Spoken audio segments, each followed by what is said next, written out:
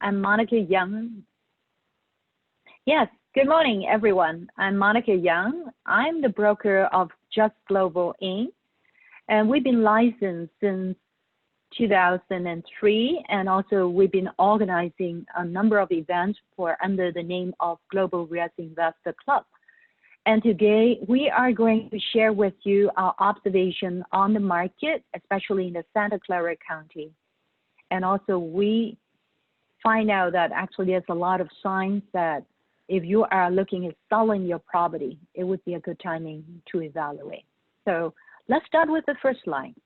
So today we're going to be focusing on a number of topics, like it would cover like the pandemic, what is the impact on the economy, and also, as you know, housing is greatly affected by jobs and economy, and how it would be playing an important role in the Bay Area, and what is driving the real estate condition now. And also, you might have heard tenants have their rent moratorium, and some of the landlords who are not able to collect rent, they would be seeking for forbearance. And now you can get forbearance like starting from April to October, and it's very likely they will extend another 6 months. So some people kind of thinking whether we will have more properties either under short sale or putting to the market. So this is something that we'll discuss. And exit strategy in case if you're looking at selling your property. We do have quite a number of sales recently for 1031, and also some clients are trading down. So we'll talk about it and what type of preparation you need to really pay attention to when you are ready to sell. So also how the Bay Area market is trending. Yes, next one. Okay, COVID-19. So we've been open since we're talking about the latter part of June, and now as you can see, as of yesterday, we have 538,000 cases of COVID-19. 8,400 new cases, and it's been increasing. But if you look at the graph, we pretty much reached the peak in like last month, 22nd of July, and now actually it looks like that we're slowing down a bit, but the cases are still very, very high. And more than 8.4 million people have been tested. We have about 6% who found out to be positive, and the death is actually now at 10,000. Unfortunately, California is the #1 state in terms of COVID-19 cases. And it's been really hurting a lot of our Californians and of course, US as a whole. And people are very scared and go out to eat in the restaurant or shopping. So definitely it has a big impact on jobs. So looking at the economic update, well, we have the Q1 performance is down 5%. And then we don't have the data, for the second quarter yet, but I think probably it would be even worse. And if you look back in 2008, we are down actually 8.4%, negative 8.4% back in Q3 of 2008. That was the financial crisis. And for the quarter 2, quarter 3, we're looking closely on the stats. But overall, it's been pretty bad for the GDP performance. Next. So this is the latest data that we downloaded from the Department of Labor. So in terms of San Jose, there have been about like 1.01 million jobs created. And since the pandemic, we can see that there's a lot of employment that has taken. So 127,000 jobs have been lost. And even though after we reopen, there's been rebounds and adding another 10,000 jobs, we still are way down. And if you look at the graph on the bottom of this particular slide, so we've been actually doing very well in the Bay Area, especially in San Jose since 2010. Jobs continue to add, but then there is a significant drop since March because of the pandemic impact. And so like we have reached over 1.06 jobs back in December of 2019. But now, like they have noted 135,000 jobs been lost. So among my client base, there are people who have been fallow And so a lot of especially for restaurant and service jobs been lost. So looking at the retail is a very important aspect to explore this economy. As you know, 75% of the U.S. economy are consumer-based. So if consumers like you and I, we are not spending, it would definitely, affect the economy.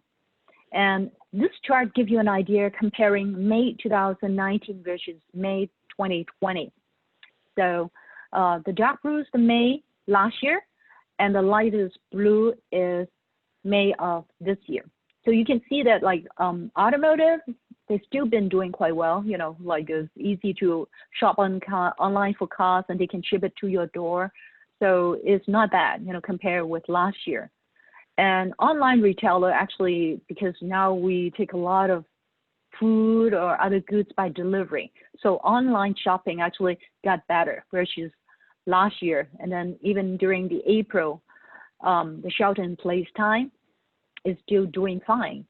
Food and beverage actually is an increase because now we are cooking more at home instead of eating out. So you can see that there is a trend of increase. General merchandise, so we are at par, a little slight increase than last year.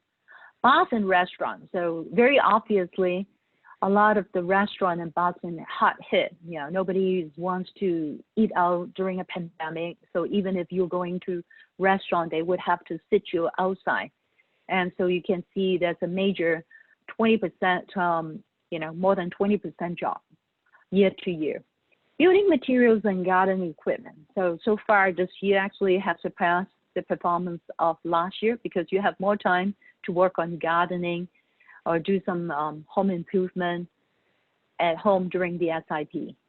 And also because we are not driving anywhere during the shelter in place, the gas station business have dropped quite significantly. So you can see the 2000 this year, 2020 versus last year is a major drop.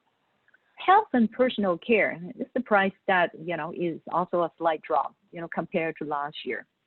Clothing accessory is way down. So unless you're doing online shopping, nobody is going to shopping more to buy clothes or accessory. So you can see there's a major drop on the retailers. Miscellaneous, overall, the economy is actually slowed down, for general merchandise, furniture, home, and electronic and appliances. So this gives you an overall view about the retail categories in terms of the trends. Next. Unemployment rate. So as expected, we have high unemployment rate, but it's higher than what we have thought about. So when back in the Depression in 1933, you can see that we have 24.9% unemployment. As of June, it's 11.1%. But bear in mind, a lot of people are still on the special unemployment pay, and also we have the CARES Act that $1,200 come in.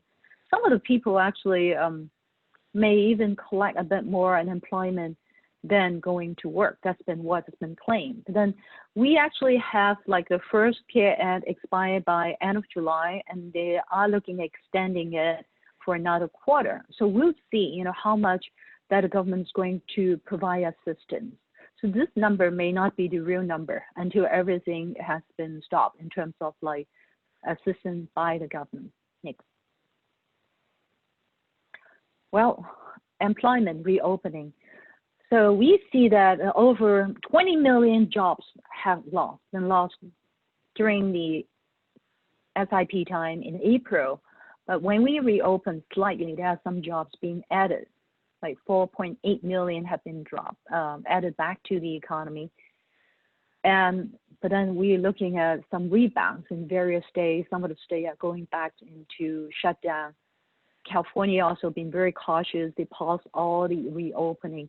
So this number has yet to be re-examined as we go down the line. Next. Still down 15 million from pre-COVID. So January and February, we see a pretty robust economy. The stock market could continue to hit new high. However, after the COVID hit, you can see that still a lot of jobs being lost from the pre-COVID time. So a lot of people still cannot go to work, like the people working in the gym or working in salon, restaurant.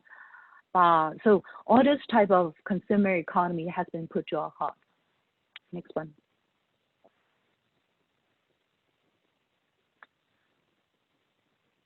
This is California. So actually, we have over 10 years of run-up overall California until this year.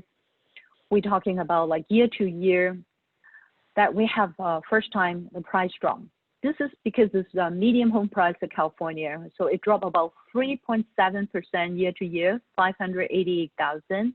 And now we have more inventory, 4.3 months, and plus the medium home stay on the market. Actually, after we reopen on a gradual basis, we can see that the medium home price on the market dropped a bit. And also the sales price to list price is 99.7%. But overall, you know, like say existing home sale have dropped quite significantly, up to 41.4%. And there's a significant change from what has been happening last year. Next. Bay Area. So that is what we're most concerned about. We see sharp decline in terms of sales volume. So it's dropped more than 51%. It is very significant when you look at May, but then going back to June and July, we are back slightly more. You know, we pick up again because during the shutdown, many people kind of wait and see, and also a lot of listings have been withdrawn.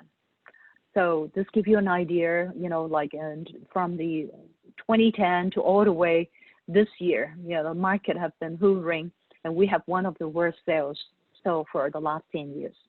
Yes. Pending sales has been up in May, and actually in June and July would be even better because once we start to open, more people are more comfortable to visit homes.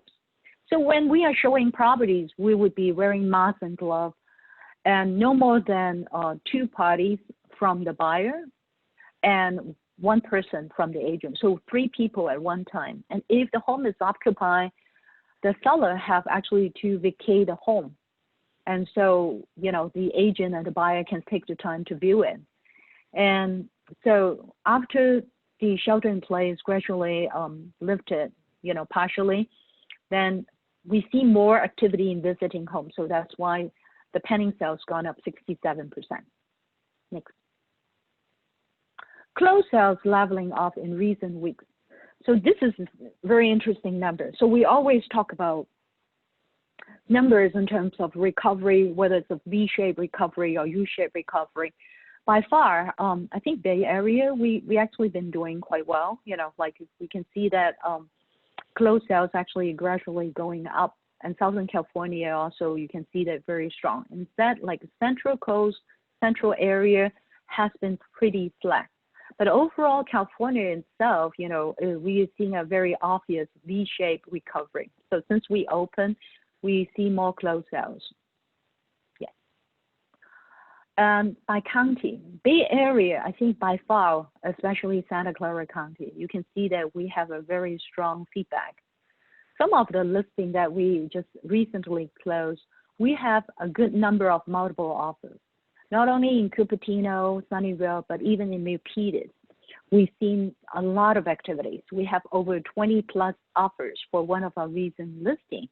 But of course, you know, it depends on the price point. You know, more expensive property now actually for the luxury home has slowed down quite a bit because of a lot of people are uncertain about the economy coming up, so they don't want to spend very big purchase. And so areas like Contra Costa and also like actually Marine has been also pretty good. You're going to see some numbers, and Mid-Peninsula, you know, like you know, kind of like a little ups and downs with some rugged curve. Sonoma, you know, some of the suburban area actually see stronger growth because some of the people can now work remote, so they don't want to pay high rent. They move a little bit further away, say in Sonoma County or even Napa, and they can have bigger homes and then they can work remotely. Next. sales bounce back in Silicon Valley. So again, you can see that Santa Clara County, we've been negative for 7%, and we have a pretty strong comeback for 10.8% since July. So between June and July, we have a good comeback. San Mateo is more obvious, it's been down 22%, and then we're up 10.5%. And on the other hand, San Francisco, we got a question from one of our members, and she has asked about San Francisco condo, because I think San Francisco especially hot hit, not only because the high-tech company like Twitter, they said they can allow people to work indefinitely from home. And also many high-tech companies already call for the employees to stay home and work till end of the year, like Google, like a lot of high-tech, Salesforce. So they don't necessarily go back to the city. And so the housing costs, the commute costs, everything's so expensive in San Francisco. And so many people are now actually moving away. They don't want to rent or live in the city because you don't have to go to work and there's no city life. And that's why you can see quite a significant sales drop, places like San Francisco. On the other hand, like June, you can see a Napa area, Napa County has a very strong growth, 45% growth. July slowed down a bit, but Marine also, you can see the suburban area. People are moving a bit further away for lower housing costs where they can work remotely. And Contra Costa, like actually it dropped after even open up further. So these are the areas that you would see price drop. Yeah, we're talking about like Walnut Creek and, Antioch, those areas. Alameda, you have some slight increase, but like we just check on the listing, say in Fremont, there are 159 homes on the market. And I think, inventory-wise is a lot, compared with what we have seen. And also we have seen some quite strong price drop in certain homes, especially more expensive homes over like $1.3, $1.5 million. We see some price drop. Next slide. Rates at historic low. I really want to emphasize on this because interest rate is at very, very low point. If you have not done your refinance, you should look at it because, this is a very good opportunity to save your mortgage. And we're talking about weekly rate as low as 3.02% for 30-year fixed. So I just check on the rate. Say if you have a conforming loan under $510,000, the rate can be as low as 2.75% fixed 30 years. If your loan amount is like close to $500,000, and 15 year, it could be like 2.375 to 2.5%. And if you have a high balance conforming loan, which is over 510,000 to 765,000, you could have low rate at 2.875%. We just actually, in fact, just locked a loan for a client yesterday for 2.875%. And 15 years, it could be as low as 2.625% for high balance conforming. But if you have a jumbo loan, we have a lot of purchase now in the jumbo loan. My client actually just moved to Danville yesterday. She closed on a jumbo loan in Danville. The home is 4,000 square feet. It was sold for $1.6 million, and she was able to put only 20% down, and she got a loan rate of 2.625%, fixed for 10 years. So some of the bank could even offer as low as 2.5%, depending on whether you can put some deposit, like say 100,000, 250,000 in the bank. Then you can even get 2.5% rate fixed for 10 years. And then for investment, if you are an investor, it's also something you should pay attention to. You could either refinance, if you're doing a purchase, say we have some clients closing on Austin. We have quite a number of clients, they purchase home in Austin. And for a home, say 270,000, they pay 25% down. They were able to get rate as low as 3.5%. And then, but then if you are in the Bay Area, if you say, hey, I have a loan up to 510,000, you can even get rate as low as 3.25% fixed for 30 years. And high balance confirming is about 3.625%. If you have anything between 510, 510 and under. So this gives you an idea. Okay, the next slide, please. Median home price had the first decline since February 2012. So like this is overall California. So I think it makes sense to look at the graph. We hit our lowest point because of the foreclosure boom in 2009. So all the way it's been actually steadily going higher and higher. So the last, I think before the pandemic, we have median home price as high as 670,000. But now since we have the pandemic, it actually dropped. Even month to month, it dropped like 3%. So you give you an idea. Probably we are starting to enter that cycle. So that's why we're doing today's event is we want to draw your attention to, we might be starting a new cycle in California. So we've been up for about 10 years. Finally, you know, we are going to probably gradually going into a down cycle. Next one. And over half of the buyer expecting lower price. Okay, so for the most part, we have to look at the timeline. Say May, June, July are the 3 months. Say May we gradually reopen. July is the blue. So as you can see, during the pandemic, SIP shut down. A lot of people expecting price to be able to be negotiated, but it depends on the location. So we've been actually making a lot of offers during the pandemic time. We closed on some. Typically would be 2 or 3 or 4 offers during the lockdown period, like March, April, and May. But when we open up, we start to see more activity. So in the high price and good school area, like say Sunnyvale, West San Jose, Cupertino, typically we see like about 4 to 7 offers, still be overbid.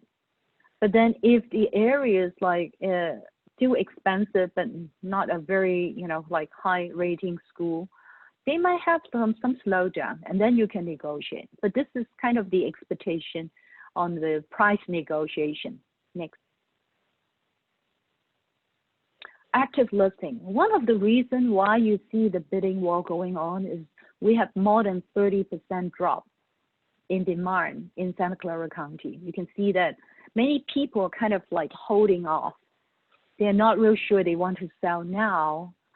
Part of the reason they have to work on the plan. And they thought like, say, there might be less buyers.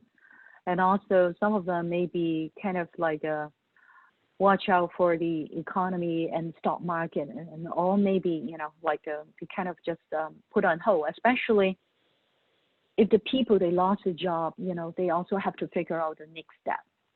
So 34% drop in listing. Next one. Housing supply. Because you can see inventory has dropped. San Francisco area, so before the pandemic, we have about 8,000. Now it's only 5,800. So logically, you think, hey, given that the interest rate is so good, there should be a lot more buyers. It's true, especially, you know, in the area that like close to the tech, and also, you know, like say entry home. So anything under say 850,000 entry homes, there's still a lot of buyers, still a lot of activity. But then they would have the niche in order to, for the people, the buyers to look at buying, because they've been renting, paying say 3,500 rent. Now they would like to possibly try to buy a home because it would be cheaper to buy, especially if the mortgage interest is so low. Southern California, you can see also drop, Central Valley. So all throughout California, we see a drop of supply. Next one. Fewer new listings added in the Bay Area. So you can see that San Francisco actually is a slight increase week to week. San Mateo's been dropped, you know, 28% lower. Santa Clara, 20% lower. And Sonoma, on the other hand, there are more people willing to sell now. So it varies from county to county. And like Alameda County is also, you see some inventory drop, but it depends on the location. So if you are a buyer, the chances if you want specific location, you might have more competition. But then if you are a seller, it might be a good time to think about putting your home on the market when there is less inventory. But the buyer is still out there looking for properties that will fit the criteria, especially driven by the low interest rate. Bear in mind, we always talk about if the interest rate drop about 1%, you actually save 10% on the purchase price. Just think about it. You save 10% of the purchase price. Say if you can buy a home for 2.5% interest rate, versus last year, 3.5%, you know, for the jumbo rate, essentially you have 10% more purchase power. Given the same mortgage you're paying, you can buy 10% more home. Next slide. Purchase applications continue to outpace. So you can see that actually, I was looking at some report, and actually 21% sales growth since we reopened for a lot of different states in the country. And there's more purchase application. And you can see that many buyers, if there are specific homes that meet the criteria, they would be very willing to submit a purchase application. So you can see the graph keep on going up. And this is give you a good idea. Locust done. Cupertino, okay. These are something that you may be interested to know. We'll give you an idea like during the pandemic time and versus now and year to year. Cupertino, as you know, like Cupertino has been quite expensive because a lot of the residents in Cupertino, they're about like, I would say 70,000 people living in Cupertino, and over 70% are homeowner, very few tenants living in Cupertino. And the price continued to be driven up because not many people want to sell. So on the market, there might be only about 20 plus listings. The median home price is $2.04 million. So it actually slightly dropped year to year. Home sales only 12, listing about 30. So it changes from month to month. So if people are really interested to buy homes in Cupertino, typically the price they would look at would be between 1.8 million to about 2.3 million. So anything go over 2.3, 2.5, you know, for a tax family, they would think about property tax they have to pay and also the mortgage. Even the mortgage has dropped. But then we've seen a lot of buyers, if they, both of them say work in tax, they would save up about $1 million down payment. You know, it's very common to see purchase come in with $1 million down, and then they only do the loan for $1 million, $1.2 million, because they don't want to have the stress. But this gives you an idea, high price property is already slowing down. Next one. Sunnyvale. On the other hand, Sunnyvale is very popular, especially in 94086, 94087 with decent school, like Sunnyvale School and Cupertino School. One of the reasons we have noticed is the tax, we're talking about like Google, Yahoo, or, you know, like just the Sunnyvale area, like Apple, you know, the Cupertino campus is right in Sunnyvale, Cupertino border. They have a lot of people who would be interested to buy close to work too. And they have drop-in listing year to year, only 45 listing and 8 days on the market, but you see a pent-up demand for 8.6%. So Sunnyvale, among different cities, actually has a pretty strong growth, and the sales price is over the list price asking. Next one. Mountain View. So actually we see some drop in Mountain View.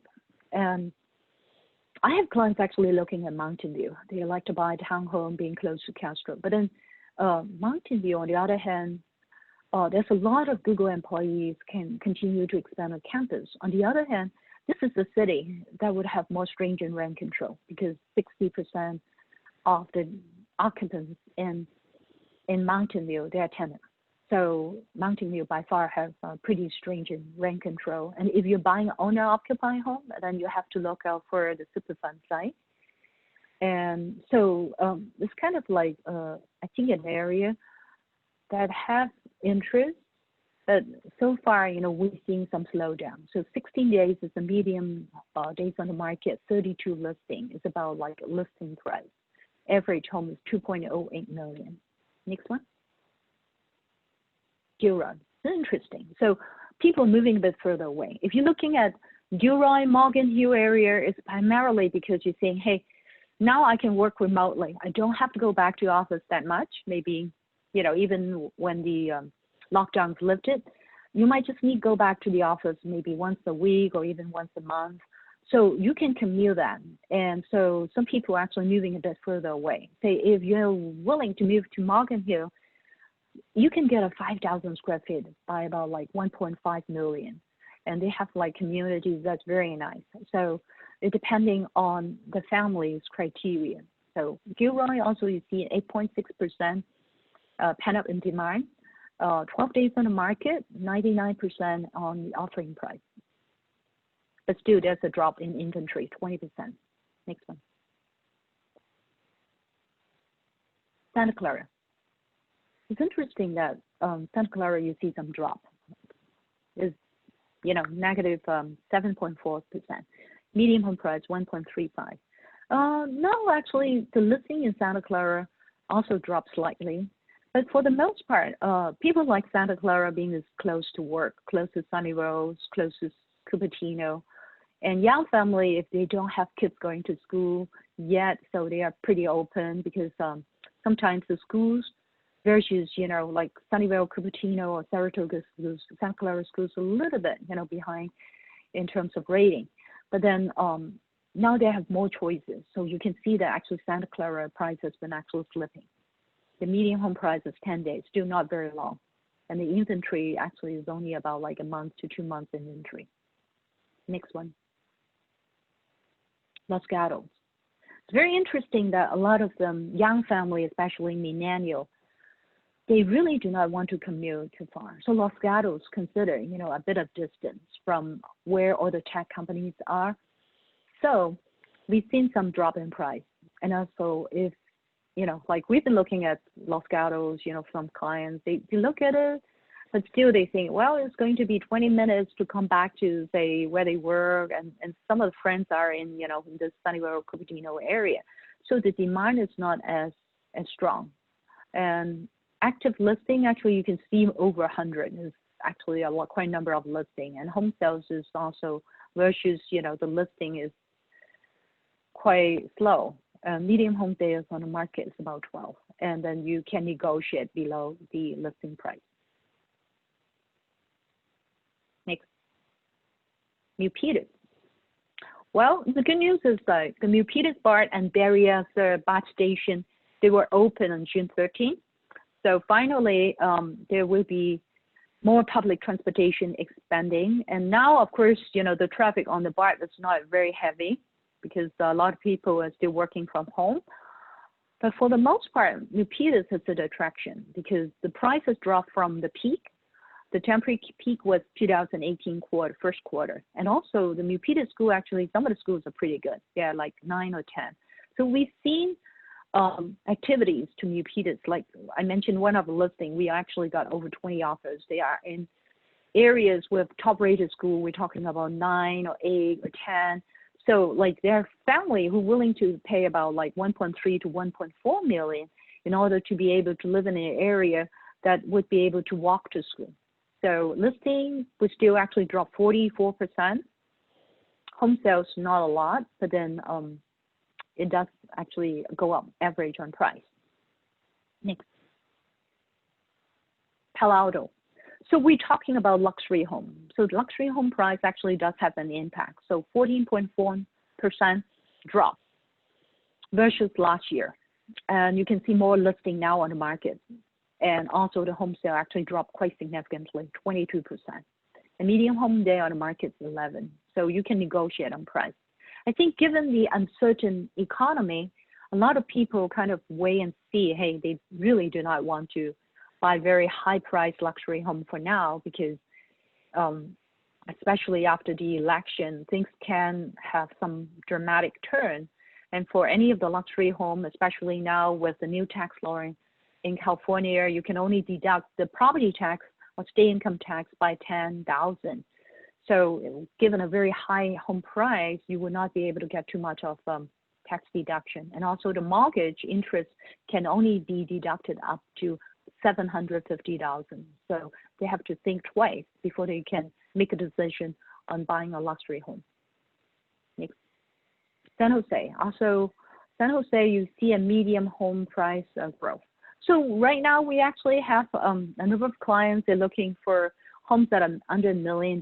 Some of them, they have planned to move from a condo or townhome to a single family home. Some of them, they say, hey, you know, I really want to buy a home that I can keep for retirement. So they're looking for something around, say, under $900,000. So there's still demand there because given the interest rate is so low, San Jose property is still in good demand. So you can see that inventory dropped 35%. Home sale actually dropped quite a bit too, dropped 52%. And day of the market's about 10 days.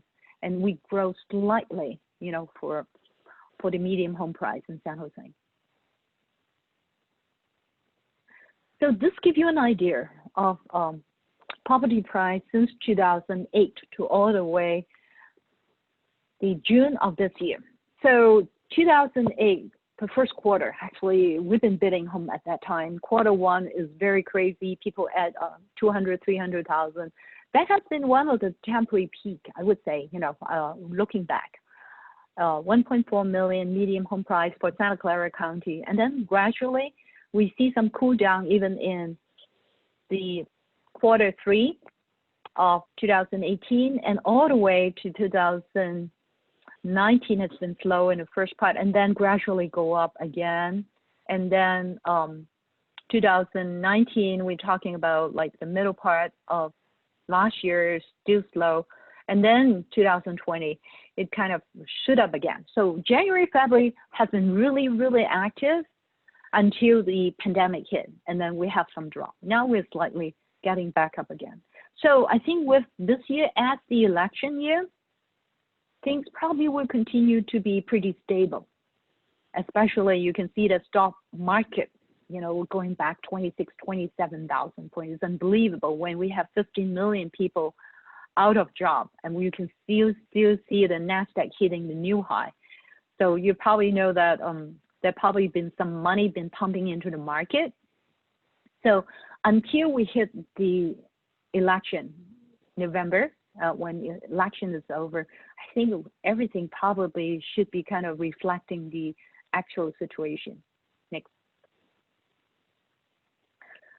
So if you're thinking about, say, as we talk about all this economic jobs data, and primarily what is driving the housing primarily would be jobs. You can see that San Jose actually jobs has a kind of hot hit for 100,000 plus. And some of the people are living in California because they can telecommute. And at the same time, population actually is dropping because people are moving out, especially for the younger generation. When I talked to them, they said, well, Bay Area is definitely too expensive. They're thinking about alternatives. And at the same time, we are talking about the housing growth is slowing down. So all this, you know, like would be having an impact on housing price. So down the line, we think house value would probably will be adjusted. But then, of course, if you have a home in Cupertino and Sunnyvale, it might adjust. It might not adjust that much versus like if you have a house in Santa Clara or some part of San Jose. So it all depends on like your vicinity to the tech company and also the school rating, as well as whether you have some special need, like say if you are say walking distance to BART or some kind of convenient point, maybe the price would be adjusted a bit better. But if you're thinking about selling, it would be a good time to give it some serious consideration. So you should consult a CPA about the tax. So we have a lot of sellers. They made decision to sell this year, and we sold a good number. And then, of course, if you're planning to sell, you know, like you might need time to plan on it. But we think it would be a good time to start thinking, or you plan ahead. If you're planning to do 1031 exchange, yeah, we can give you some idea selling and what you could do. I have quite a number of sellers. They're selling single home and changing into multiplex. Recently, we just sold a home in Cupertino that I purchased on this client's behalf back about 5 years ago. It's a $2 million purchase. She rented it out for $5,500 for a couple of years, and we were able to sell it for 2.57. And very luckily, we were able to get a sixplex in Sunnyvale for 2.4 million. So less than what he sell off. So, but then the cash flow is going to be at least double on that. So this is a good 1031 exchange. Trade up is you have a townhome. If you're thinking about moving from a townhome, you could consider to sell and you get your 500,000 Section 121 owner's gain, and without paying taxes. And then you can consider maybe to buy. I think, once we go into October and November, you probably would be able to get some good deals. Trade down, and if you over 55, and you can take advantage of the Proposition 60 or 90, that is you keep your property tax base. You can sell first, you can rent for 2 years up to, and then you can buy another property and keeping the same property tax base. But you have to buy something is less expensive. You cannot buy something more expensive. So you can do 1031, trade up, trade down, or some people say, hey, let me just go ahead and pay taxes and then wait for the downturn. You could do that too. So we can provide a market analysis on where you stand. If you have some properties that you think it have reached temporary high, especially in the outlying areas, some of those, we think, when the forbearance will stop next year, we think there will be a lot more properties coming to the market because the people who lost a job, they might not be able to keep the house. They have to sell the house in order to get their equity back, and then they maybe rent or move to out of state. And of course, when you start planning to sell, you have to kind of do some update, remodeling, cleanup, and then we can provide a lot of advice on staging, professional photo, virtual tours, and we can give you an idea how much you can sell for. So we are professional in that, and then we give you kind of like step-by-step guidance. Next one. So again, exit strategy, most important thing is think about, what you can do before you sell. I cannot emphasize that enough. Or talk to an attorney. If you have a trust or something, talk to your attorney. And if you want to do some transfer, there are many creative ways to do it. Yeah, so talk to us, we'll give you an idea. If you're doing a 1031 exchange, you sell on the down leg, say you sell a single home, say in New Peters. I have my client who sold a home. She got it, say, $650,000 back about 15 years ago. She should have sold it, early, like 2018. But she sold it.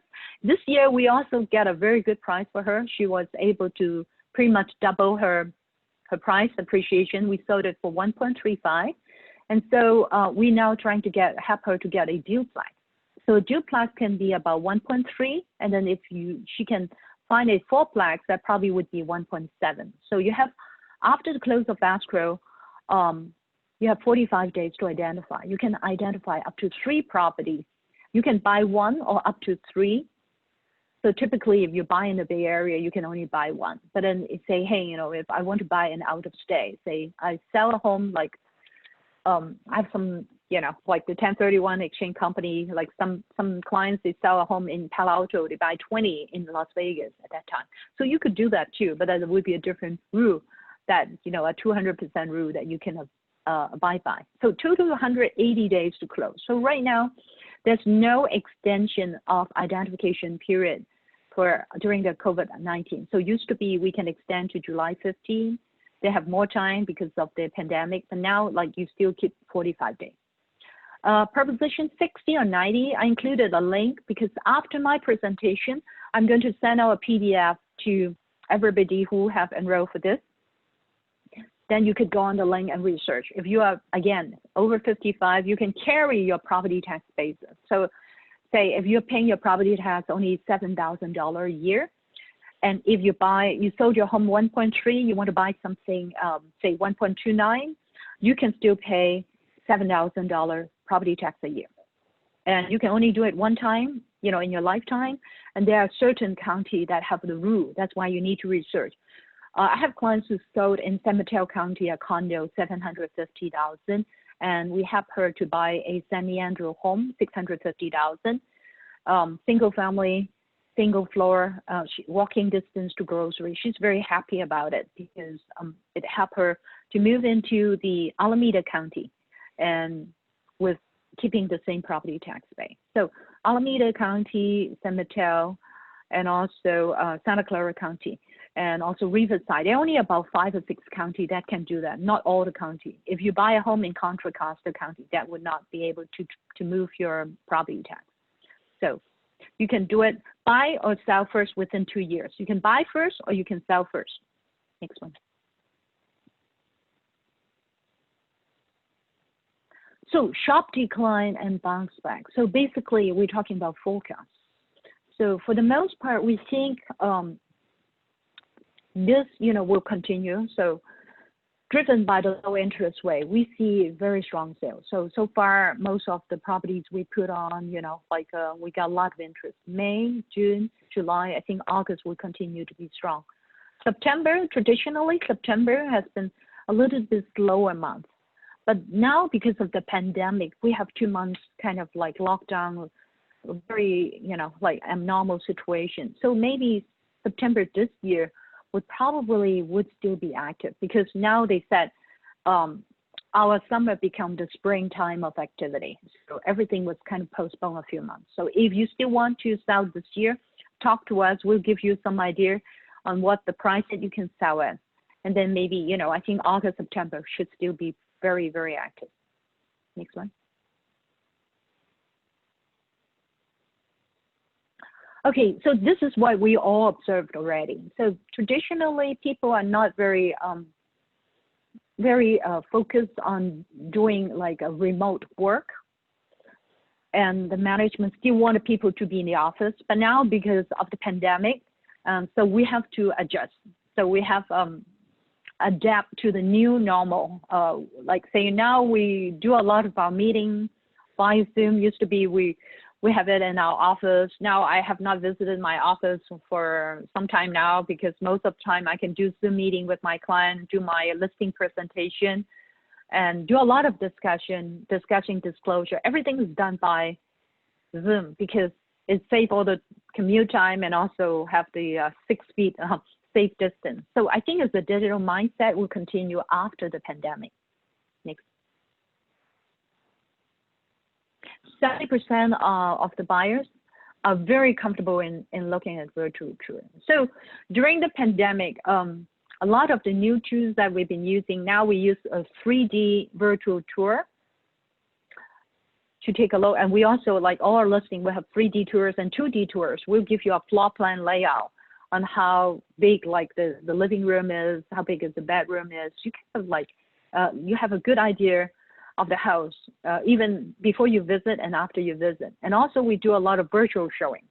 So all my listing, we've done a couple of virtual tour that we would, like going through the house, we would try to let the buyer know, hey, what type of remodeling been done and what is the roof condition and say like the termite condition. So a lot of things can be done virtually. So now this is give you an idea like how technology have changed the way that you as a potential seller or potential buyer can take advantage of this too.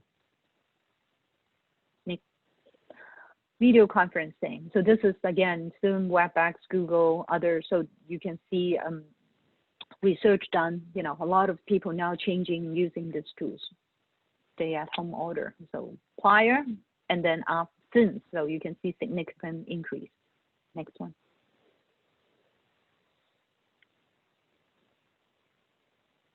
So this is going to be driving the millennial buyer. So before the pandemic, I think 90% of the people buying homes are home buyers. Only 10% are investor because it comes to a point that California homes, I think probably will be going into a cycle. So if you're selling, like you probably would be able to sell at a good price. And then for the people who are buying, they would be looking at, a little bit different criteria. Like I mentioned, some of my clients, they're moving to Denville, and some of them moving to Crystal Valley. Like they're still Bart commute, but then they can buy a 3,800, 4,000 square feet home for the same price that you would get a 1,500 home in Santa Clara County or the Mid-Peninsula. So they would consider, moving a bit further away, and also they don't think, like 45 minutes commute is still fine because they don't have to go back to the office all the time. Next one. So I summarize it, in terms of like why, the market's been driven up. Firstly, it's because of the interest rate, historic low. So again, I really suggest you to take a look at all the properties you own in terms of if you have a mortgage, take a look whether you should do a refi. Low inventory, because right now, a lot of people after the pandemic, they think, hey, money is cheap. And also think about it, the government has printed a lot of money, the quantitative easing. We have $2 trillion pumped in the system. So inflation would not be that far off. So if you're buying a home and you still have that brick and mortar that already constructed using the, like the current price as a formula. So down the line, when we have inflation, the rent has to go up. So it hedge against inflation down the line, because now is a pandemic time, but we would be going back to normal maybe next year, end of next year. So, still really, worth considering, having something that you can own as a tangible asset. Good schools always actually hot. So I can tell you, I have clients looking for homes. There are only very few schools that will be homes with good schools that will meet some of the criteria. So they're willing to pay, like more higher price for it.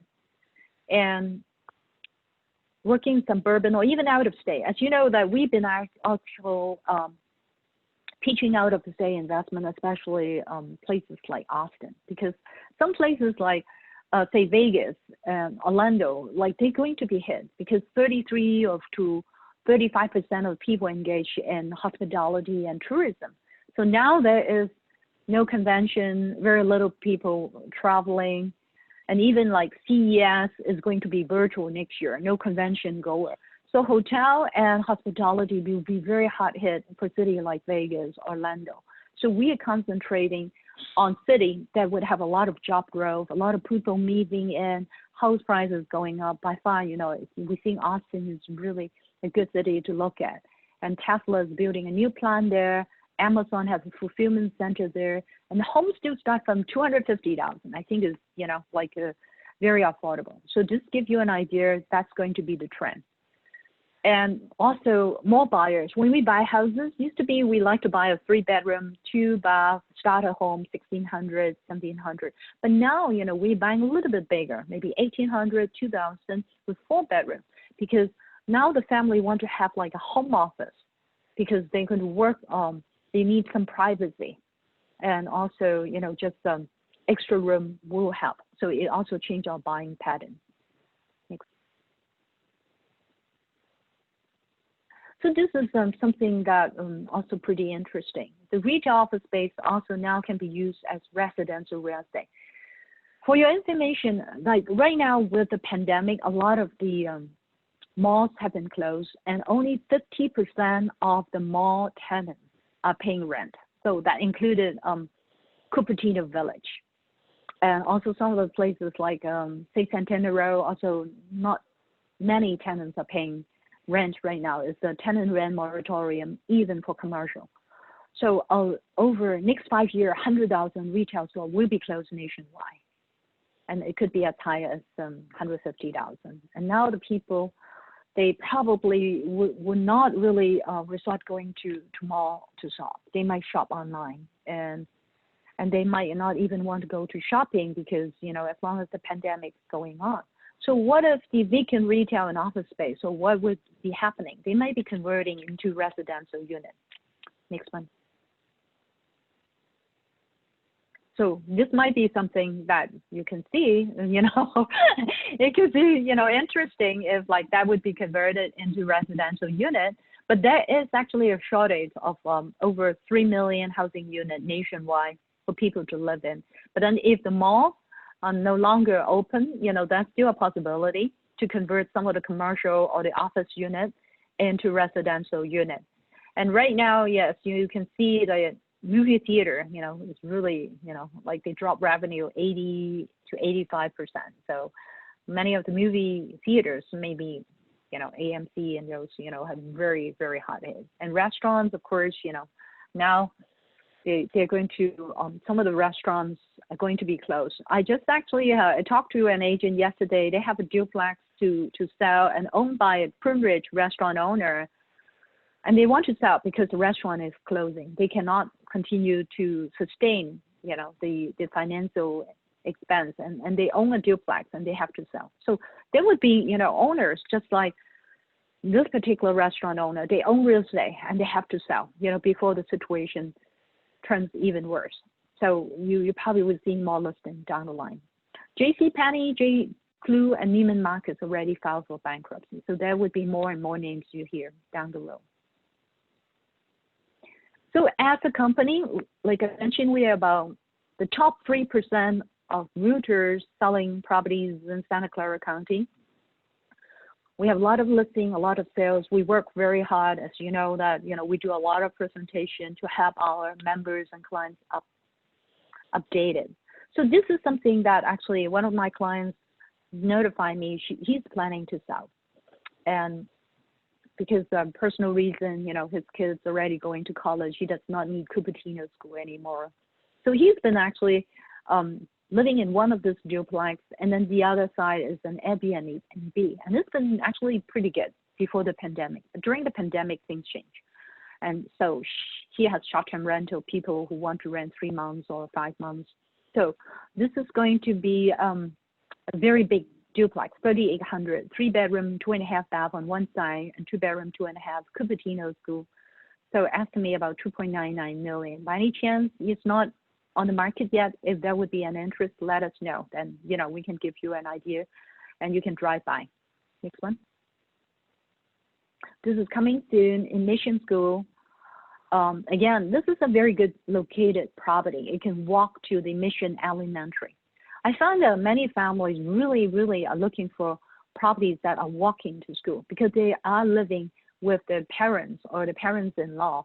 And sometimes the wife and the husband both work. So the grandparents can walk the kid to school. So this type of property is highly desirable. So 4-bedroom, 3-bath. And this seller, they're trading down because the kid already finished college. So I think it's not a market. It would be about 1.3 million. So if there would be any interest, talk to us. We can show it to you off market. Next one. This one is going to be a property with potential ADU. As you know, a lot of people are looking at building ADU, and we have a seminar on ADU. At the back, there is a detached garage.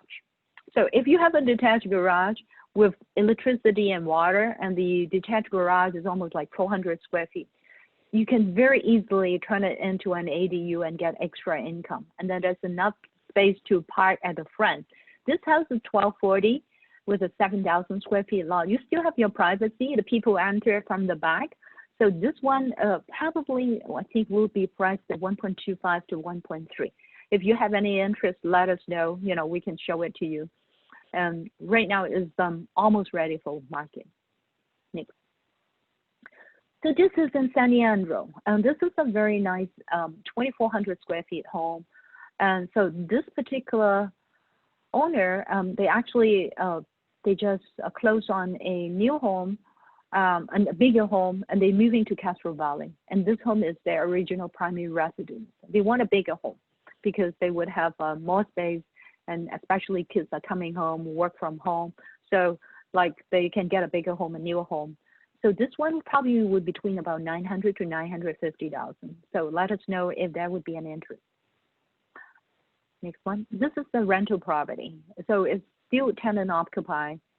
So if for any chance, if you're interested in the investment property, then, like talk to us, because definitely we'll be happy to tell you how much is the rent and others. So this is will coming to market. So this is the one that we actually have put it into contract. It's pending in 6 days. Pending in 6 days. 4 final offers over 1.3 million. So we got 23 offers. Pretty crazy. 1.168. And so they bid it almost over 200,000. So final actually highest bid is 1.35, actually as high as the 2018. So this is a remodel home, walking distance to elementary, middle school, and a score like 9, 7, and 10. So that is this seller is at 1031, selling a single home, buying into a duplex or fourplex. Next one. Netrine is in Sunnyvale School. We listed for 1.85 and we got 6 offers at 200,000 over bid. It's crazy. And we sell it to a tech family, like both are PhD working for Google. They make good income and they want good schools for their kids. They're only 2 people now, but they're planning a home for kids to be coming. Next one. So this one is like Cupertino School. We listed at 2.39 million. We sold at 2.575 offers. So this client is the one who sold a home and purchased a 6-plex in Sunnyvale. And the good thing is we have, we're very good at negotiating because they have a cash offer. We were able, next slide please, to get a 6-plex in Sunnyvale. That is actually a 3-bedroom, 1 3-bedroom, 2 2-bedroom. Next slide, Kyle. So this one is the 6-plex in Sunnyvale on Moss, very close to Google, because the Google Cloud campus is on the Tudor. It's about like less than 10 minutes away, and it was listed at 2.75 million, but we were able to get 2.4 because we were able to negotiate, and then we have a cash offer. So the client's happy because we changed the cash flow from about 5,500 to about like say, I think 9,000 per month or so, like maybe a bit more than that. But basically 6 units, very, very good complex. Next one. So these are all the properties we closed, like the big homes, 4,000 square feet, 3,500. And also we closed on Cupertino Townhome, Campbell Townhome. Like some of them, like the Campbell Townhome actually is a very good deal, 885,000, and there are 3 offers. I was able to convince the listing agent to go with us. And this one also, like, I think they have like 3 or 4 offers, and we were able to come in at list price. And this is sold during like, I think May or so. Yeah. But this gives you an idea, like there's a lot of activities and we've been doing a lot of purchase and sales. Next one. So basically, right now, like say, if you want to talk more about real estate, contact us. Yeah, we'd be very happy to address your individual needs. But being that we in the market, we are focusing on both Santa Clara County, Alameda County, and San Mateo County. So we have contact. And because we run an investor club, not only that, if you are buying and selling a primary home, if you want to exchange into like 1 to 4 units or commercial units, we'd be able to help you. But for now, we're not looking at triple net because our commercial actually is very hot hit. Say, if you're buying like Burger King or Taco Bell or Starbucks, used to be very good, but now because of the pandemic, the tenant may have some hit on the revenue. They may not be able to paying rent. So the only popular triple net we're seeing are now a dollar store, as well as say the Walgreens, CVS, medical building, and some of those, like say a very different property type. And then if you're buying apartment building, especially in the Bay Area, I think it's fine. But otherwise, like we are very cautious with the market moving forward. We think by next year, the forbearance, first forbearance will end in 6 months, which is in October. And then we're going into the second 6-month term, which would be April next year. So I think, you know, especially in areas in the perimeter, we're talking about like maybe Hayward. We're talking about like some of the like Antioch, Tracy, Vacaville, some of those areas. We think there would be more properties coming to the market because a lot of the people who lost the job may not be able to gain it back. So the only way, if they have a mortgage to pay, the only way is to probably sell the property and then get whatever remains instead of like, if they have to do a short sale, they have to. But otherwise, you know, like say, you know, it's not easy. So it's not just confined to the Bay Area, but nationwide, we think, you know, like more homes will be coming to the market after the forbearance is over by the next spring. Any other question? Like say, I'll see. Yeah, good. So good. So I think we are like 11:04.